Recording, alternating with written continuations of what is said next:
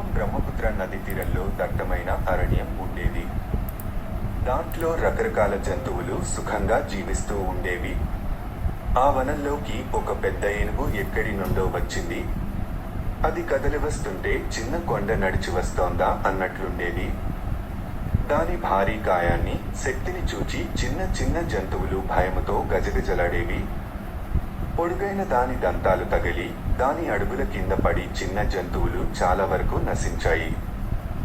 కొన్ని అడవిని వదిలి వేరే చోటికి వలస వెళ్ళాయి. చిన్న జంతువులు లేకపోవడంతో వనంలోని నక్కలకు ఆహారం కరువయింది. ఒకటొకటిగా మరణించసాగాయి. తమ జాతి అంతరించిపోతుందేమోననే భయంతో ఒకరోజు నక్కలన్నీ సమావేశం అయ్యాయి. ఈ ఏనుగు చస్తే మనకు కొన్ని నెలల దాకా తిండికి లోటు ఉండదు.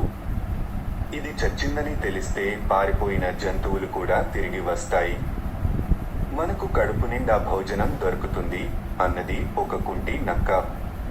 నేను చంపుతా అంటూ లేచింది ఒక పిల్లనక్క. దాని మాటలు విని నక్కలన్నీ ఫక్కున నవ్వాయి. ఇది ఆడుకునే ఏనుగు అనుకున్నావా? కాదు, దీన్ని చంపడం మాకే చేతకాదు. నీవేం చేస్తావు? వెళ్ళి ఆడుకో అన్నది మరొక నక్క. వాళ్ల మాటలు వినగానే నక్క పిల్లకు కోపం వచ్చింది.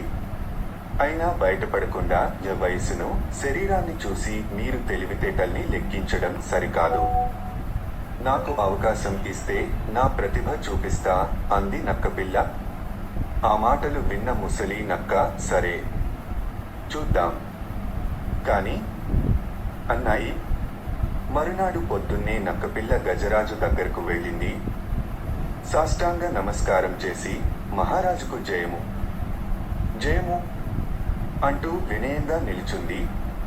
మహారాజు అని తనను పోల్చేసరికి ఆశ్చర్యం వేసింది.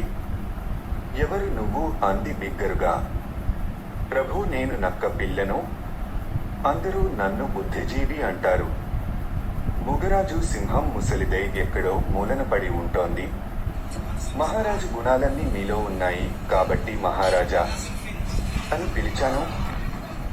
ఈ అడవికి మిమ్మల్ని రాజుని చేసేందుకు తీసుకురమ్మని జంతువులు నన్ను పంపాయి. బయలుదేరండి అంది నక్క పిల్ల.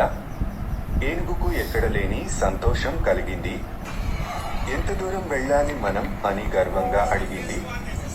దగ్గరే, నాతో రండి స్వామి అంటూ జిత్తులమారి నక్కపిల్ల ఒక ఊబి వైపుగా ముందు నడవసాగింది. దాని వెనకే రాజకీవితో మాతంగం నడవసాగింది. రాజునవుతాననే ఆనందంతో కలులు కంటూ అడుగులేస్తున్న ఏనుగు హఠాత్తుగా ఊబిలో దిగబడింది. తెలివి తెచ్చుకొని కాపాడండి కాపాడండి అని అరవసాగింది. ప్రభు, జిత్తులమారినైన నన్ను నమ్మి వచ్చినందుకు మీకిది ఫలితం. ఇప్పుడు పశ్చాత్తాపపడి ప్రయోజనం లేదు అంది నక్కపిల్ల. ఏనుగు కేకలు విని అక్కడకు జంతువులు చేరేసరికే ఏనుగు పూర్తిగా ఊబిలో మునిగిపోయింది. అన్నీ నక్కపిల్ల తెలివితేటల్ని మెచ్చుకున్నాయి.